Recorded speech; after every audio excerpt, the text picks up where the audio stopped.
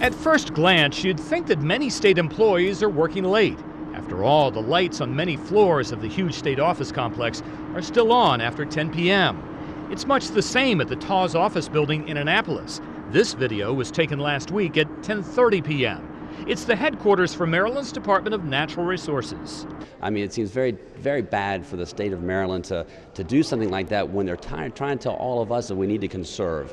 I mean, I think they need to be a model for that, and it doesn't sound like it takes rocket scientists to know that you should turn the lights off when no one's in the building. When we initially asked Governor O'Malley about policies for lights in state buildings, this was his response. We were leaving a number of those lights on as part of a field test of Fox 45 television to see if you really cared about the sustainability goal of reducing energy conservation. The governor then deferred questions to Alvin Collins. He's Secretary of Maryland's Department of General Services. We try to have our buildings lights out generally by 11 p.m.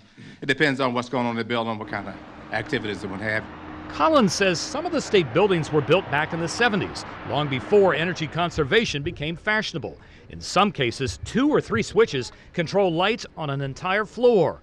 State officials are now trying to address the problem. We are tying the lights into our energy management system so that we will be able to program the computer to turn the lights off at a certain time each night. We still have a long way to go in improving that, but if you look at the energy consumption, we're making headway. But Delegate John Cardin says the state needs to do more. I don't think this is a new occurrence. I think that people are finally noticing, given the increase in utility rates and in utility costs, everybody's starting to notice the fact that we're leaving lights on and we shouldn't be.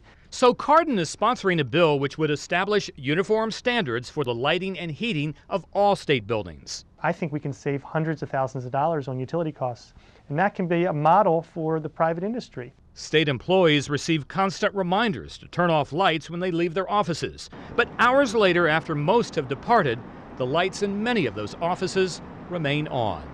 In Baltimore, John Rydell, Fox 45 News at 10.